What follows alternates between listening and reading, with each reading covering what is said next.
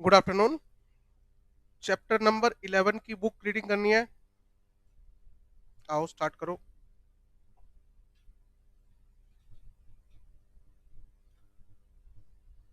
सबसे पहले chapter number 11 जो है ये आपका मान के चलिए 8 to 10 मार्क्स का कंफर्म है।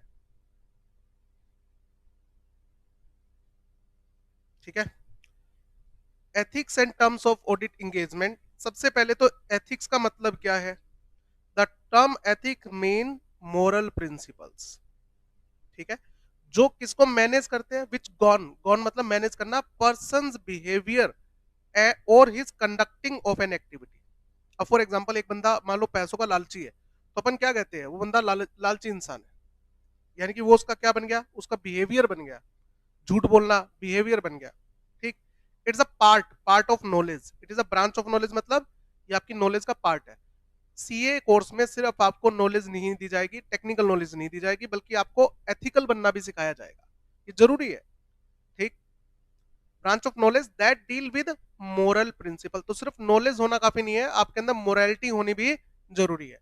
आप जब तक अपनी नॉलेज को एथिकली अप्लाई नहीं करोगे, वो सोसाइटी के फेवर में नहीं जाएगी। ये इंट्रिंसिकली होती है, कम्स फ्रॉम इंट्रिंसिकली। इंट्रिंसिकली मतलब इंटरनली, इंटरनली हमें कैसा बिहेव करना चाहिए, ये हमारी हैबिट होती है, तो ये हमारे अंदर से होनी चाहिए चीज। ठीक बात है। ये हैबिट होनी चाहिए आपकी। अगले पॉइंट में ये आपको क्या बनाता है, स्ट्रोंग बनाता है to withstand any selfish motive और टेम्पटेशन। टेम्पटेशन मतलब लालच। सेल्फिश मोटिव मतलब आपको अगेंस्ट खड़ा होना है, विथ स्टैंड मतलब अगेंस्ट खड़ा होना है, किसके, अपने सेल्फिश मोटिव के और लालच के। ठीक है। Okay. It is a state of mind to act and perform in accordance with moral principle. मतलब जो भी हम प्रोफेशनल काम करेंगे वो मोरालिटी के हिसाब से और प्रोफेशनल एथिक के हिसाब से किया जाएगा। आगे, नीड फॉर प्रोफेशनल एथिक्स। क्या जरूरत है प्रोफेशनल एथिक्स की, इंपॉर्टेंट है। प्रोफेशन लाइक लॉ, लॉ मतलब एडवोकेट, मेडिसिन मतलब डॉक्टर। ठीक है। लॉ का मतलब एडवोकेट और मेडिसिन मतलब डॉक्टर। सबके कोड ऑफ एथिक्स होते हैं। कोड मतलब रूल्स। ठीक है। ऑडिटिंग प्रोफेशन जो है वो एक्सेप्शन नहीं है, बल्कि प्रोफेशन ऑफ ऑडिटिंग में रिक्वायरमेंट ऑफ एथिक्स तो ज्यादा हो जाते हैं। मल्टी मैनीफोल्ड मतलब मोर, ज्यादा है भाई, डॉक्टर से और एडवोकेट से ज्यादा है। ठीक बात है। क्यों, रीजन क्या है इसका। सोसाइटी जो है, गवर्नमेंट जो है, क्लाइंट है, टैक्सिंग अथॉरिटी है, इंप्लॉइज है, इन्वेस्टर है, बिजनेस और फाइनेंशियल कम्युनिटी है। किसकी बात कर रहे हैं, बैंक। बिजनेस और फाइनेंशियल कम्युनिटी का एग्जांपल बैंक। ठीक। Have trust in service rendered by chartered accountant. इतने सारे लोग हमारी ऑडिटेड फाइनेंशियल स्टेटमेंट पर क्या करते हैं, भरोसा करते हैं। ठीक है। इतना भरोसा एडवोकेट पे और डॉक्टर पे नहीं होता। भाई डॉक्टर देखो, डॉक्टर अलग ही चीज हो गया, डॉक्टर तो भगवान हो गया, वो तो जान बचाता है, उससे ऊपर कोई सर्विस नहीं हो सकती। हम प्रोफेशनल सर्विस अलग की बात कर रहे हैं। ठीक है ना। ये एनहांस करता है purpose of assurance engagement. Example, audit. Audit का पर्पज क्या है, ये हमने चैप्टर नंबर 1 में पढ़ा था, to enhance the confidence of users in financial statement. Same line है। ओके। तो user need to trust the person who is providing such service. तो जरूरी है कि जो पब्लिक है वो हम पर क्या करे, भरोसा करे। ओके। मोरलिटी वाली लाइन दोबारा आ गई। ह्यूमन नेचर क्या है, ह्यूमन नेचर है कि जो इंसान होता है वो अपने पर्सनल गेन को, पर्सनल प्रॉफिट को अपनी सर्विस से ऊपर रखता है। हर कोई ऐसा ही करता है। ठीक बात है।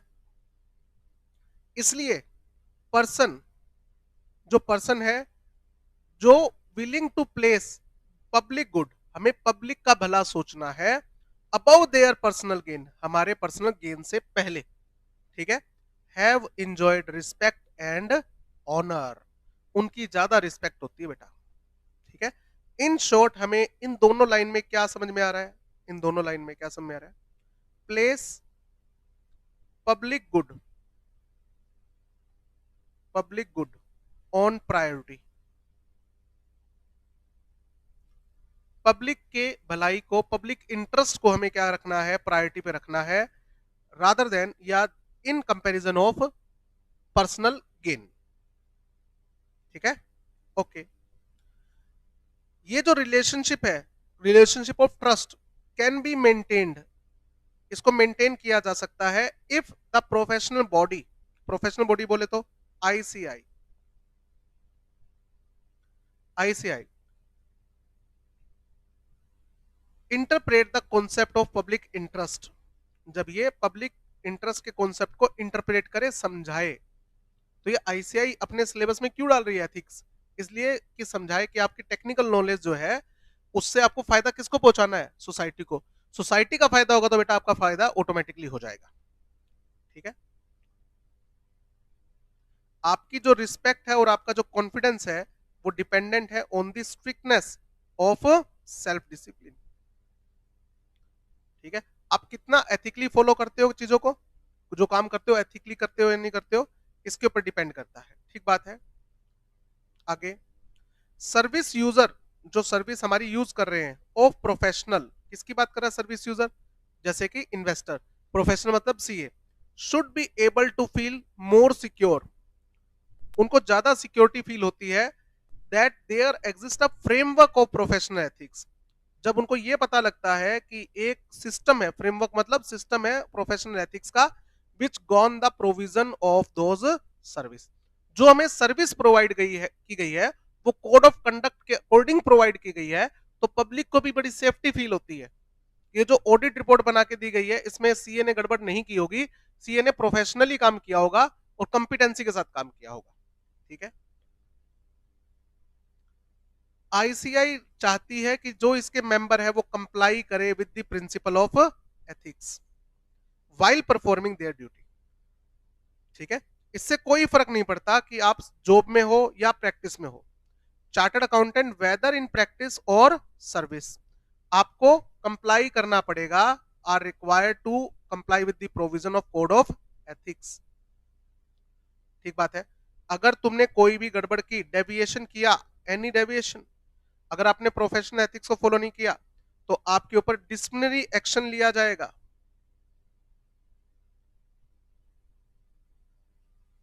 यानी कि आपके ऊपर फाइन लग सकता है, हो सकता है आपकी मेंबरशिप क्या हो जाए, सस्पेंड हो जाए, और ऐसा भी हो सकता है आपका नाम ही हटा दिया जाए मेंबरशिप से, कि आप सीए, आपके नाम के आगे सीए नहीं लग सकता। ठीक बात है, एक ये पॉइंट आ गया, principal based approach and rule based approach.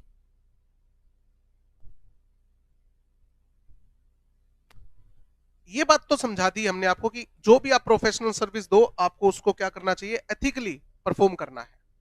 अगर आप एथिकली फॉलो नहीं करोगे तो देखो पब्लिक का ट्रस्ट जो है आप पे ब्रेक हो जाएगा।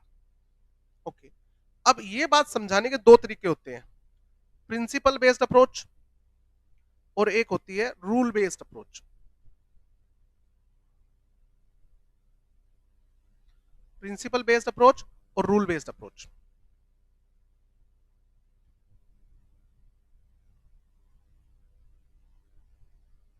प्रिंसिपल बेस्ड अप्रोच का मतलब क्या है, the essence of principle based approach to ethics is that it require compliance with spirit of ethics, हमें एथिक्स को फॉलो करना चाहिए, ऑब्वियसली बात है, दोनों यही कहेंगे, इन एवरी सिचुएशन, हर सिचुएशन में,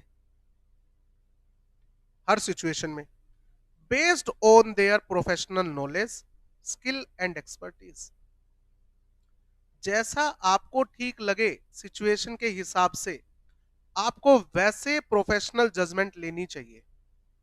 आपको क्या करना चाहिए, सिचुएशन को एनालाइज करना चाहिए और हालात के हिसाब से आपको डिसाइड करना चाहिए कि मुझे अब कैसे परफॉर्म करना है। ठीक बात है, in short it require accountant should use professional judgement, accountant should use professional judgement to evaluate every situation to arrive at conclusion, यानी कि हालात के हिसाब से जो आपको ठीक लगे वो आपको करना चाहिए, इसे बोलते हैं principal based approach.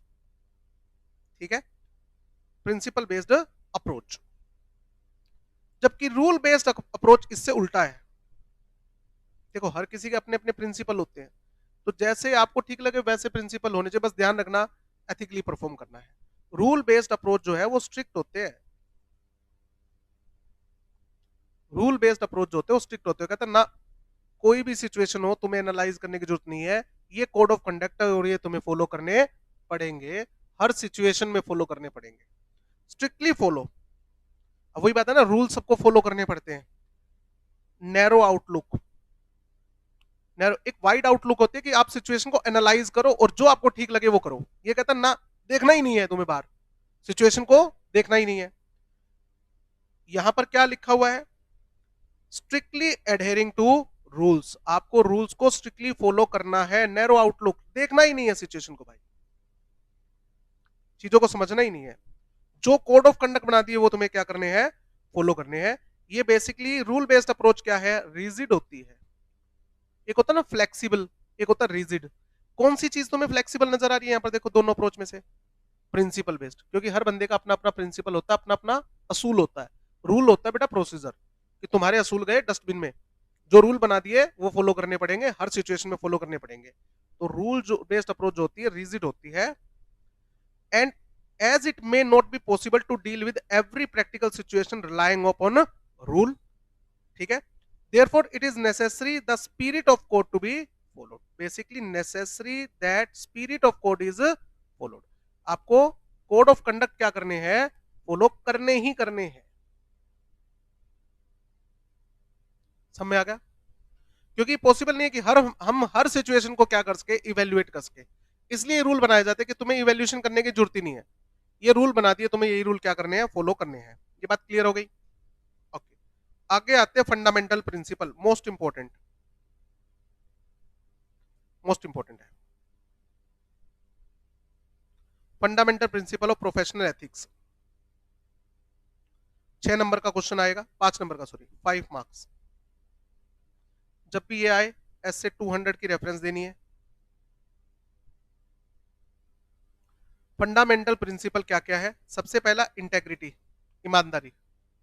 Professional accountant shell comply with integrity, यानी कि आपको स्ट्रेट फॉरवर्ड होना चाहिए और आपका ऑनेस्ट होना जरूरी है। ठीक बात है, आपको ट्रूथफुल रहना है, आपको ट्रूथफुल रहना है, आपको सच का साथ देना है, जो सही है वो करना है। कभी भी आपको जुड़ना नहीं है, not knowingly associated with report, कोई भी ऐसी रिपोर्ट के साथ, किसी भी ऐसी इंफॉर्मेशन के साथ जिसमें आपको पता हो, जिसमें accountant, where the accountant believe, जिसको पता है कि जो इंफॉर्मेशन जो है वो क्या है, फॉल्स है और मिसलीडिंग है।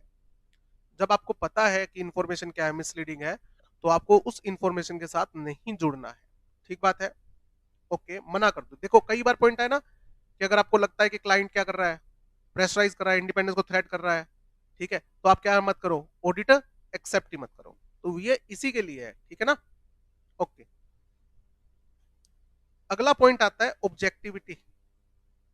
ऑब्जेक्टिविटी मतलब तुम्हारा काम क्या है, सर हमारा काम ओपिनियन देना, बस, तो इंडिपेंडेंट ओपिनियन देनी है तुम्हें, तुम्हें कॉम्प्रोमाइज नहीं करना है, not to compromise with professional judgement, मतलब ओपिनियन के साथ, मतलब आपको बायस नहीं होना है, कंफ्लिक्ट ऑफ इंटरेस्ट नहीं आने देना। कंफ्लिक्ट ऑफ इंटरेस्ट का मतलब मेरा पर्सनल गेन, ठीक है, और आपको किसी के दबाव में नहीं आना है। Independence, in short independence, independence, आपकी जो ओपिनियन होनी चाहिए वो क्या होनी चाहिए, इंडिपेंडेंट होनी चाहिए। ओके, आगे आओ। थर्ड आता है professional competence and due care. Comply with professional competence and due care which require an accountant to attain and maintain professional knowledge and skill। आपके पास प्रोफेशनल नॉलेज और स्किल होने चाहिए। जब पहली बार मुझे बैंक ऑडिट ऑफर की गई थी बेटा, मैंने कभी जिंदगी में बैंक ऑडिट की नहीं थी। हमारे आर्टिकलशिप के टाइम पे बैंक ऑडिट हमारी थी नहीं, हमारे स्टैट ऑडिट और इंटरनल थी। और जब मैं प्रैक्टिस में आया तो मेरे को पहली बार बैंक ऑडिट जब ऑफर हुई तो मुझे क्या करना चाहिए, हाँ करना चाहिए, ना करना चाहिए। मेरे को तो बैंक ऑडिट आती नहीं है, तो ना कर देना चाहिए। बट मैं पागल थोड़ी हूँ, 3 लाख रुपए 4 लाख रुपए फीस मिलती है और साल में सिर्फ एक बार जाना है 3-4 दिन के लिए, मैं 3-4 लाख रुपए के लात थोड़ी मार दूंगा। बट अगर मैं ये ऑडिट सिर्फ पैसों के लिए एक्सेप्ट करता हूं तो क्या मैं एथिकली उसको परफॉर्म कर रहा हूं, नहीं। मैंने क्या किया, मेरे पास ये नॉलेज नहीं थी, तो नॉलेज क्या करो, अटेन करो। कोई जरूरी थोड़ी है जो चीज तुमने आर्टिकलशिप में नहीं सीखी आगे नहीं सीख सकते। ICI time to time seminar करती है, तो बैंक ऑडिट से पहले बहुत सेमिनार होते हैं, 4-4 घंटे के, 6-6 घंटे के, वो अटेंड करो। उसमें जो एक्सपर्ट बंदे होते हैं आके, वो आपको गाइड करते हैं कि बैंक ऑडिट कंपनी ऑडिट से कैसे डिफरेंट होती है, और बैंक ऑडिट के दौरान हमें क्या क्या चीजें चेक करनी चाहिए। लफार क्या होता है, लफार में कौन कौन से पॉइंट होते हैं, एनपीओ को कैसे चेक करना चाहिए, बैंक जो है कैसे गड़बड़ करता है, हम उसको कैसे ट्रैक कर सकते हैं। मैंने वो नॉलेज एक्वायर की, उसके बाद ही मैंने ऑडिट एक्सेप्ट की। ठीक बात है, ओके। आपको टेक्निकल और प्रोफेशनल स्टैंडर्ड्स की नॉलेज होनी जरूरी है। किसकी बात कर रहा है, अकाउंटिंग स्टैंडर्ड्स, एसेज एटसेट्रा, इन सब की नॉलेज होनी चाहिए बेटा। ठीक है, रेलिवेंट लेजिस्लेशन की नॉलेज होनी चाहिए, लॉ की नॉलेज होनी चाहिए। ठीक है, केयरफुली आपको ऑडिट परफॉर्म करनी है। आपको ऑडिट क्या करनी है, परफॉर्म करनी है केयरफुली, थोरोली, डीपली चेक करना है, और टाइमली बेसिस पर, टाइम पर आपको ऑडिट रिपोर्ट देनी चाहिए। अगला पॉइंट आया कॉन्फिडेंशियलिटी। कॉन्फिडेंशियलिटी का मतलब क्या है, जब हम ऑडिट परफॉर्म करते हैं तो क्लाइंट का बहुत सा डाटा जो पब्लिक डाटा नहीं होता, वो हमारे सामने होता है।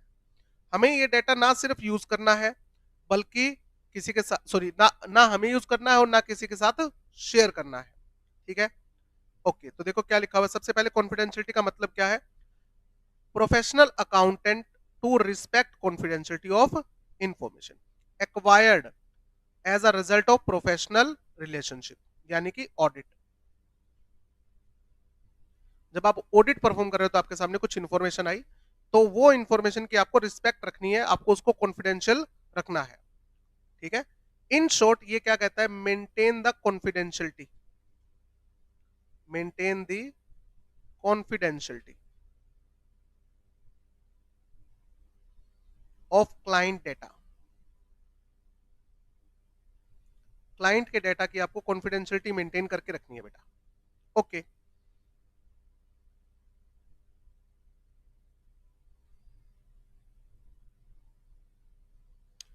आप जो भी इंफॉर्मेशन मांगते हो क्लाइंट से, क्लाइंट आपको इंफॉर्मेशन देता है। There is a free flow of information from professional accountants, client और employing organisation to the accountant. आप जो इंफॉर्मेशन मांगोगे क्लाइंट आपको देगा, आप पे भरोसा करके। ठीक है, बस आपको ये ध्यान रखना है, not to be disclose to third party. आपको ये इंफॉर्मेशन क्या नहीं करनी है, थर्ड पार्टी के सामने डिस्क्लोज नहीं करनी है। Do not disclose client information with या to third party.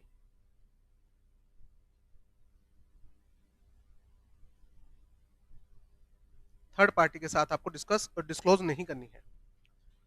However may be disclosed, आप उसको डिस्क्लोज कर सकते हो, दो एक्सेप्शन है।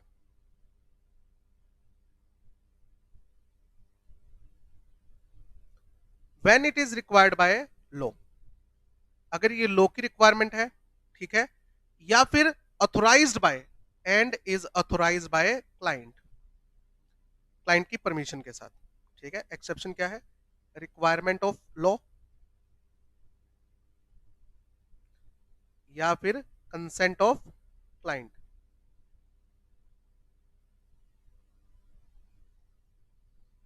ये एक्सेप्शन है बेटा। ठीक बात है, आपका बिहेवियर क्या होना चाहिए, प्रोफेशनल होना चाहिए। ठीक बात है, ये कॉन्फिडेंशियलिटी वाली बात तो आ गई।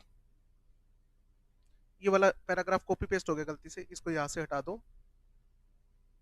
ये बस यहाँ पर ये आना चाहिए था, बिहेवियर आपका प्रोफेशनल होना चाहिए। ये गलती से ऊपर वाला कॉपी पेस्ट हो गया।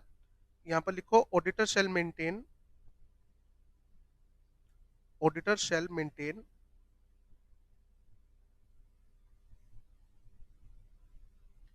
द प्रोफेशनल बिहेवियर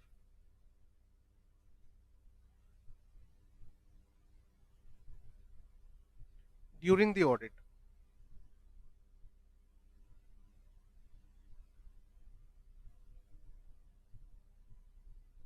इसका मतलब ये नहीं कि हमारा हमारा बिहेवियर फ्रेंडली नहीं होना चाहिए। इसका मतलब ये है कि हमारा बिहेवियर जो फ्रेंडली है वो हमारी ऑडिट को क्या ना करे, कॉम्प्रोमाइज ना करे। ठीक है, ये हो गया पॉइंट।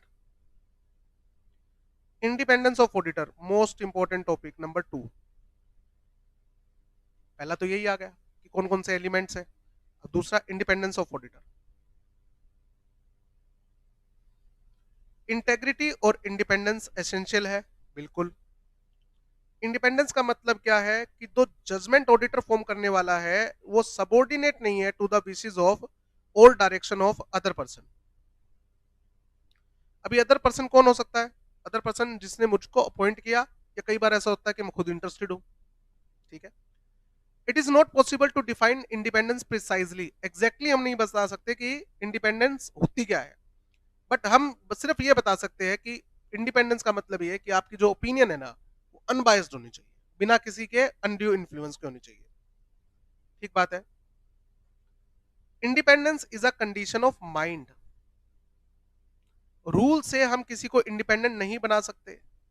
रूल से वो इंडिपेंडेंट देखने में लगेगा, इंडिपेंडेंस इन अपीयरेंस, बाहर से देखने में, बट क्या गारंटी है कि पैसे खा के रिपोर्ट साइन नहीं करेगा? ठीक है। तो रूल जो है can not create the existence of independence, ये एंश्योर नहीं कर सकता। इंडिपेंडेंस तो कंडीशन ऑफ माइंड है। ठीक बात है।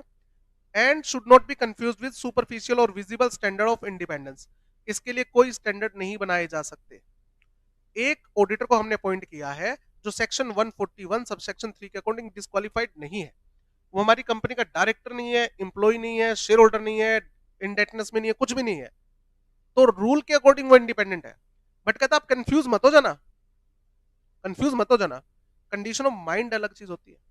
हो सकता है एक बंदा स्टैंडर्ड्स के हिसाब से क्या हो, इंडिपेंडेंट हो, बट लालची हो, पैसे खा के रिपोर्ट साइन करने के लिए तैयार हो, ऐसा नहीं होना चाहिए। ठीक बात है ना। Independence is a condition of mind, should not be confused with visible standard of independence, इसको मिक्स मत कर देना। विजिबल स्टैंडर्ड ऑफ इंडिपेंडेंस मतलब इंडिपेंडेंस इन अपीयरेंस।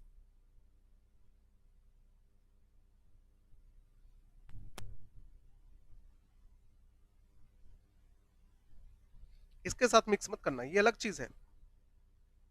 ठीक है।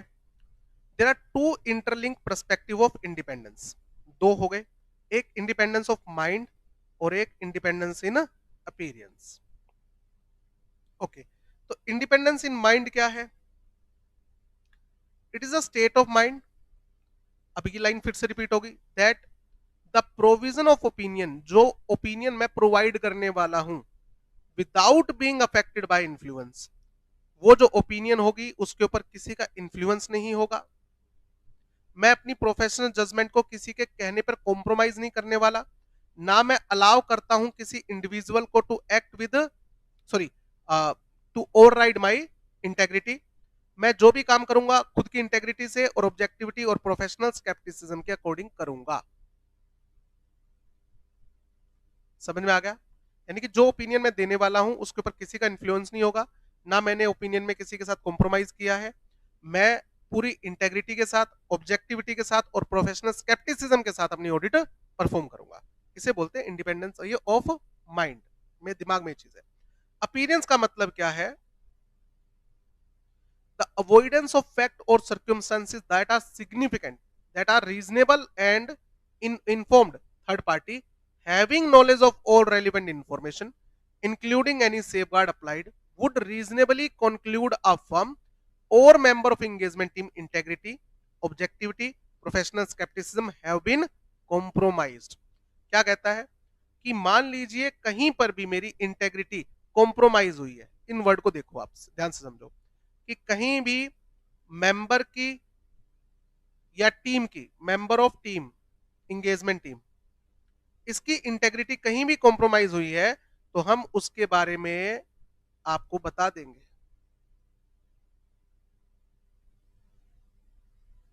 ठीक है। तो इंडिपेंडेंस और अपीयरेंस का मतलब क्या है? हम इन फैक्ट को अवॉइड नहीं करेंगे, हम ऐसी किसी भी बात को अवॉइड नहीं करेंगे जहां हमारे स्कोप पर लिमिटेशन लगी, जहां हमारे ऊपर थ्रेट क्रिएट की गई इंडिपेंडेंस को, हम उस फैक्ट को इमीडिएटली क्या करेंगे? आपके सामने डिस्क्लोज कर देंगे। ठीक है। Independence of auditor not only exist in fact but also appear so sorry to so exist in all reasonable person. ये फिर से वही बात आ गई, the relationship between auditor and client should be such that he himself satisfied about the independence। सबसे पहली बात, जब क्लाइंट आपको ऑडिट ऑफर करे तो सबसे पहले ऑडिटर को खुद देखना चाहिए कि क्या मैं इस कंपनी की ऑडिट करने के लिए इंडिपेंडेंट हूं। अगर आपको लगता है नहीं, तो आपको ऑडिट एक्सेप्ट नहीं करनी चाहिए. And then no unbiased person would be forced. कोई भी अनबायस्ड पर्सन जो है वो उसको फोर्स नहीं किया जाएगा to the conclusion that on an objective assessment of circumstances and there is likely to be an abridgment of auditors independence. abridgment का मतलब threat. पहले तो आपको ऑडिट के टाइम देखना चाहिए, ऑडिट एक्सेप्ट करने के टाइम देखना चाहिए कि मैं इंडिपेंडेंट होऊंगा या नहीं होऊंगा. फिर कब देखना चाहिए? During the performance of audit, कि मेरे सामने कोई ऐसा बंदा तो नहीं आ रहा या मेरे सामने ऐसी सिचुएशन तो क्रिएट नहीं की जा रही कि मैं इंडिपेंडेंट ना रह पाऊं. ठीक है, okay. Independence provide confidence to user. फिर से वही बात आ गई. जो स्टैट्यूटरी ऑडिट होते लिस्टेड कंपनी के अंदर, उनको तो एक लेटर देना पड़ता है इंडिपेंडेंस का. As a statutory auditor of listed company के केस में, आपको क्या करना पड़ता है? आपको एक सर्टिफिकेट देना पड़ता है कि हम ऑडिट जो परफॉर्म कर रहे हैं वो इंडिपेंडेंटली परफॉर्म कर रहे हैं. ठीक है. For example, chartered accountant would cease to perform any useful function if अगर उससे लगता है the person who rely upon accounts, किसकी बात कर रहा है? User of financial statement, do not have any faith in the independence and integrity of chartered accountant. अगर शेयर होल्डर को हमारी इंटेग्रिटी पे भरोसा नहीं है तो हम ऑडिट परफॉर्म नहीं करेंगे. ठीक बात है. In such cases he is expected to be objective. आपका ऑब्जेक्टिव क्या है? इंडिपेंडेंट ओपिनियन देना. ठीक बात है. Expressing an honest opinion. ठीक. तो भैया अगर आपको लगता है कि मेरा ओपिनियन ऑनेस्ट नहीं है तो मैं ऑडिट ही परफॉर्म नहीं करूंगा. Independence independent of state of mind and character, ये वाली बात आ गई फिर से. One person might be independent in particular set of circumstances while another person might feel he is not independent in similar circumstances. Company का जो director है वो आपके फादर है, ठीक है, और आपका जो पार्टनर है, एंगेजमेंट पार्टनर मतलब एक पार्टनर जो फर्म में है, उसका वो कुछ भी नहीं लिखता डायरेक्टर. तो एक बंदे को लग रहा है कि मैं इंडिपेंडेंटली ऑडिट परफॉर्म कर सकता हूं, दूसरे को क्या लग रहा है? नहीं कर सकता. क्यों? मेरा रिलेशन उसके साथ अच्छा है. एक के पास कंपनी के शेयर है और एक के पास नहीं है. आपको पता है जब कंपनी एक्ट का सेक्शन 141 पढ़ रहे हैं सब सेक्शन 3, तो उसमें क्या लिखा होता है? पर्सन हिमसेल्फ और हिज पार्टनर और रिलेटिव. अगर वो कंपनी की इंडेटनेस में है, गारंटी दे रखी है, सिक्योरिटी होल्डर, तीनों को ले रहे हैं ना, वो इसीलिए ले रहे हैं. हो सकता है एक बंदा इंडिपेंडेंट हो दूसरा ना हो. भाई ऑडिट तो तुम्हारी फर्म कर रही है ना. हाँ, तो ये ध्यान रखना है तुम्हें. It is there for duty of it is the duty of every chartered accountant to determine, ये फाइनलाइज करना to him whether or not he can act independently, कि क्या आप ऑडिट इंडिपेंडेंटली परफॉर्म कर सकते हो. हाँ, एक्सेप्ट करो. जब भी लगे कि आप इंडिपेंडेंट नहीं रह पा रहे हो, थ्रेट क्रिएट हो रही है और थ्रेट का कोई रेमेडियल एक्शन अवेलेबल नहीं है, तो आपको कभी भी अपनी इंडिपेंडेंस के साथ कॉम्प्रोमाइज नहीं करना चाहिए. इन नो केस आपको कॉम्प्रोमाइज नहीं करना है इंडिपेंडेंस के साथ. ठीक बात है ना. डन. आगे आओ.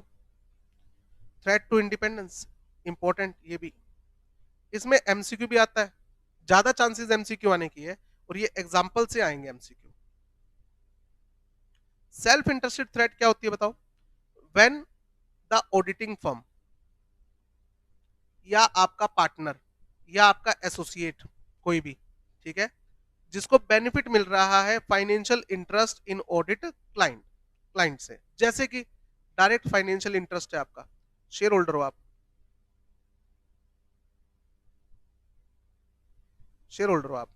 ठीक है, आपने लोन दे रखा है, लोन ले रखा है या गारंटी दे रखी है, आपकी डिपेंडेंस है क्लाइंट फीस पर. क्या मतलब हो इसका? सर हमारी जो फर्म है ना, हमारी फर्म की टोटल रेवेन्यू वो सपोज करो 100 लाख की है.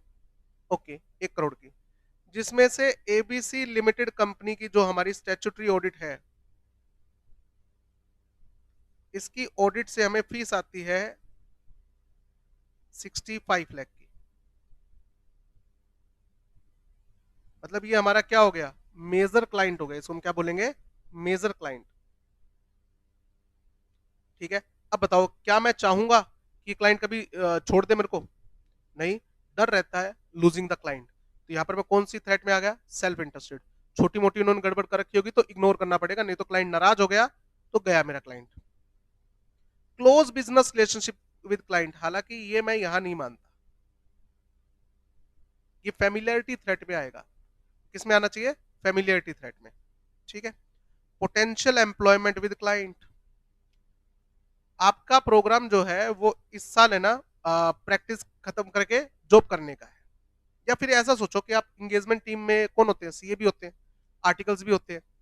ठीक है। तो आपने कंपनी के अंदर कोई गड़बड़ पकड़ ली। अब मैनेजमेंट आपको कैसे लालच देती है, कहता है सर आपकी सीए कंप्लीट हो गई ना, कहता हाँ हो गई सर, अब आगे क्या प्रोग्राम है, जॉब करूंगा। सर आप जैसा ना तेज बंदा हमें चाहिए, कोई हो ना आप जैसा बंदा तो बताना, दे देंगे हम 15 लाख रुपए दे देंगे। अब बताओ, वो एक तरीके से वो क्या दे रहा है कि हम आपको जॉब पे रख लेंगे। अब वो आपको क्या कर रहा है, लालच दे रहा है। अब आपको क्लाइंट की बात माननी पड़ेगी, वो चाह रहा है कि आप ये पॉइंट क्या कर दो, ड्रॉप कर दो। ठीक है।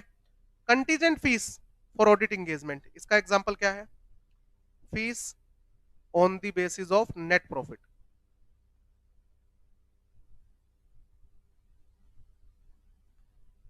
हालांकि देखो एज पर एक्ट अलाउड नहीं है, बट ये समझो कि एक्ट में बातें क्यों लिखी है, क्यों अलाउड नहीं है, बात ये चल रही है।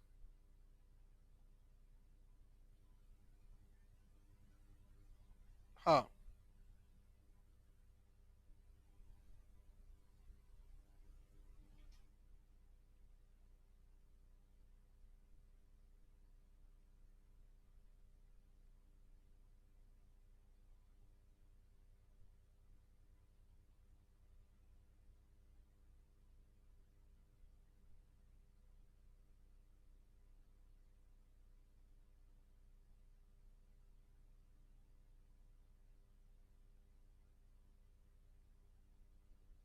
हम्म।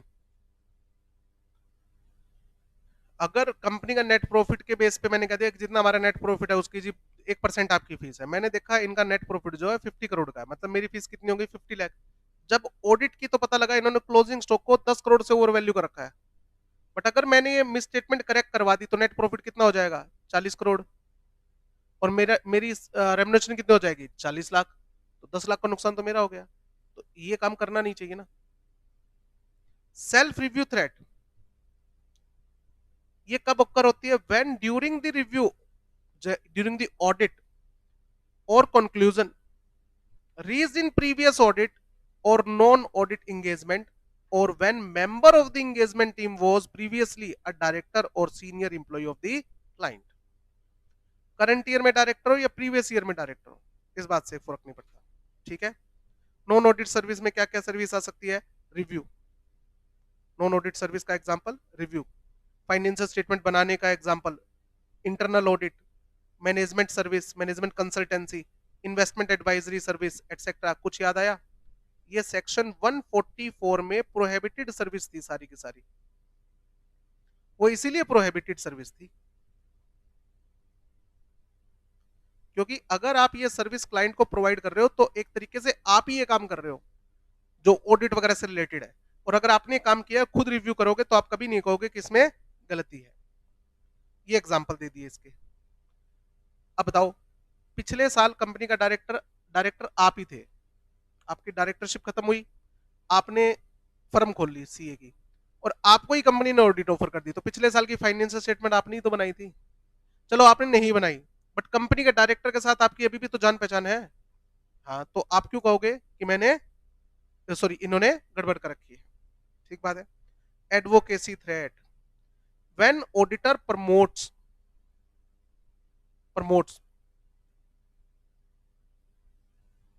a client's opinion to a point where the people may believe that objectivity is getting compromised। Example,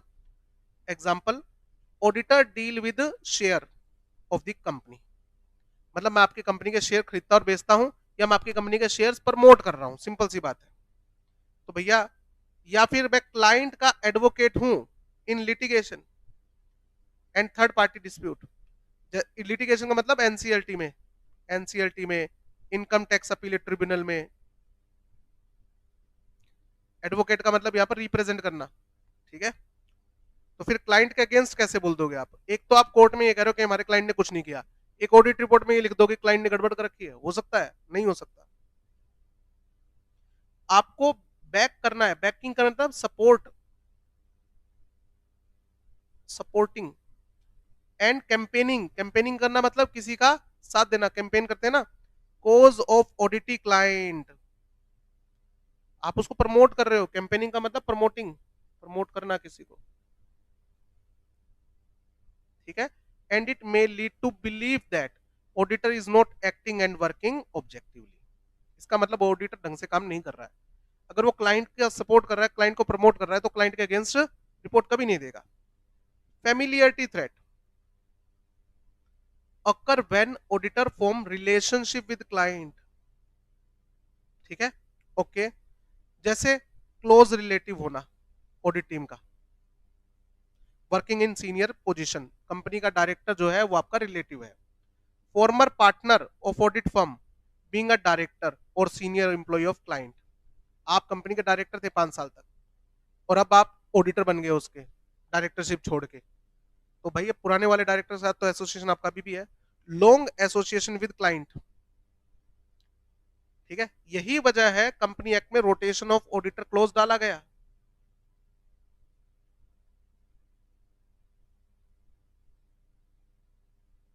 acceptance of significant gift और hospitality from the client, client आपको बड़े बड़े गिफ्ट दे रहा है और आप एक्सेप्ट कर रहे हो, तो बेटा उसके एहसान के नीचे दब रहे हो आप। तो क्लाइंट आपको इतने गिफ्ट दे रहा है, कल को छोटा मोटा फ्रॉड करने के लिए कहेगा तो करना पड़ेगा। इंटिमिडेशन थ्रेट, यहां पर एक वर्ड के ऊपर फोकस करना, थ्रेट वर्ड। जहां पर ये वर्ड आ जाए ना कि आपको थ्रेट किया जा रहा है, डेटर किया जा रहा है फ्रॉम एक्टिंग ऑब्जेक्टिवली, थ्रेट की जा रही है, ये वर्ड जहां भी आ गया, थ्रेट या डेटर करना, तो इसका मतलब इंटिमिडेशन थ्रेट की बात कर रहा है, ठीक है। थ्रेट ऑफ रिप्लेसमेंट, हम आपको चेंज कर देंगे, ठीक बात है। Threat of pressure to disproportionately reduce work, हम आपका काम क्या कर देंगे, कम कर देंगे, ठीक है, ताकि आपकी फीस क्या हो जाए, कम हो जाए, या हम आपके ऊपर केस कर देंगे, हम आपको भी लपेटे में ले लेंगे कि हमारी मिस स्टेटमेंट में ऑडिटर ने भी हमारा साथ दिया है, ठीक है। आगे आ जाओ, ये 5 पॉइंट हो गए। सेफ गार्ड टू इंडिपेंडेंस, अभी पॉइंट क्या आया इंडिपेंडेंस इन अपीयरेंस में, कि ऑडिटर की ड्यूटी बनती है कि वो अपनी इंडिपेंडेंस को इंश्योर करे while accepting the audit and while performing the audit, ठीक बात है। तो सबसे पहला पॉइंट तो सेम आ गया, responsibility of chartered accountant, responsibility to remain independent, ठीक है। और आपको ये देखना चाहिए थ्रेट टू इंडिपेंडेंस है या नहीं है, अगर है तो मेरे पास क्या सेफ गार्ड्स अवेलेबल है इन थ्रेट्स को काउंटर करने के लिए, ओके। सेफ गार्ड का मतलब क्या होता है, एक्शंस, सेफ गार्ड का मतलब action, remedial action to reduce the threat, ठीक है। जनरल प्रिंसिपल, ये आ गया प्रोसीजर, जो आपको नोट्स बनवाए थे ना कि ऑडिट के टाइम पे देखो इंडिपेंडेंस को थ्रेट है या नहीं है, ठीक है। तो देखो कोई रेमेडियल एक्शन अवेलेबल है या नहीं है, रेमेडियल एक्शन अवेलेबल नहीं है, do not accept the audit. Remedial action available है, apply those action first then accept the audit. और during the performance of audit अगर आपको लगता है आपकी इंडिपेंडेंस को थ्रेट क्रिएट हो रही है, फिर से वही चीजें, क्या रेमेडियल एक्शन अवेलेबल है या नहीं है, वही point. For the public to have confidence in the quality of audit, it is essential that auditor should always be independent, ठीक बात है। बिफोर टेकिंग एनी वर्क मतलब किसकी बात कर रहा है, ऑडिट की बात कर रहा है। Auditor must consider threat to independence, आपको ये देखना चाहिए कि इस ऑडिट में मेरी इंडिपेंडेंस को कोई थ्रेट तो नहीं है, ठीक बात है।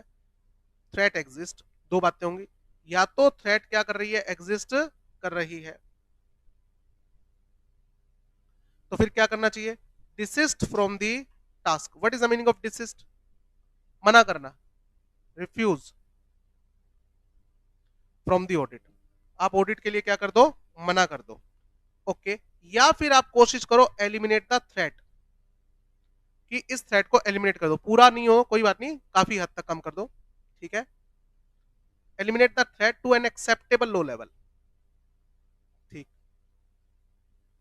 ये जो भी सेफगार्ड है, all safeguard measures need to be recorded, इसके आपके पास क्या होने चाहिए, डॉक्यूमेंट्री प्रूफ होने चाहिए।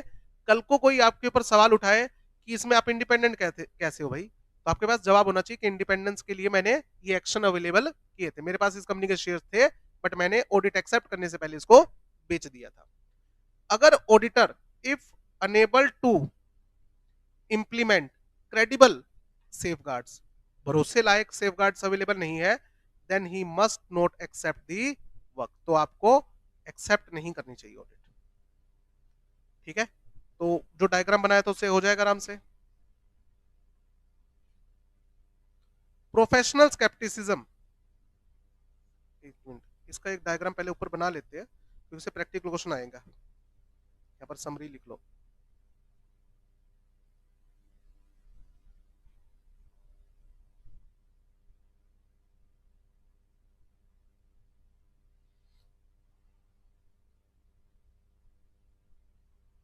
ऑडिट इज ऑफर्ड,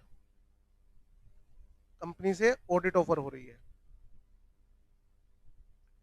तो ऑडिटर को क्या कंसीडर करना चाहिए, consider the independence and threat to independence.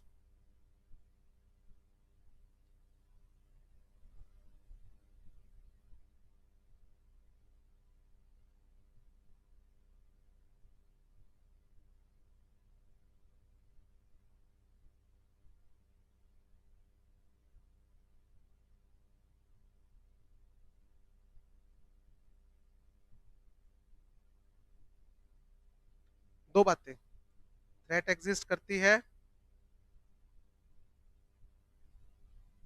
हाँ ना, थ्रेट एग्जिस्ट नहीं करती, एक्सेप्ट द ऑडिट।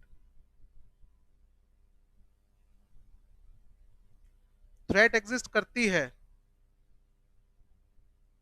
तो फिर क्या करना चाहिए, whether safeguards are available to reduce or remove the threat.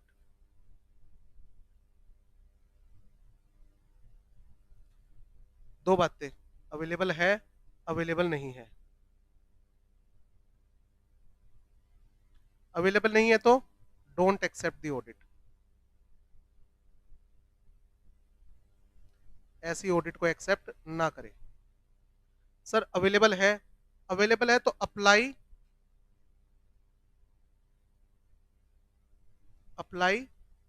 Those safeguard first,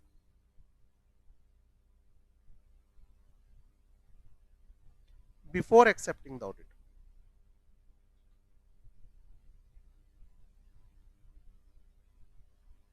लो बेटा, इस पे प्रैक्टिकल क्वेश्चन आ सकता है, और प्रैक्टिकल क्वेश्चन आएगा तो ऐसे लिखना है।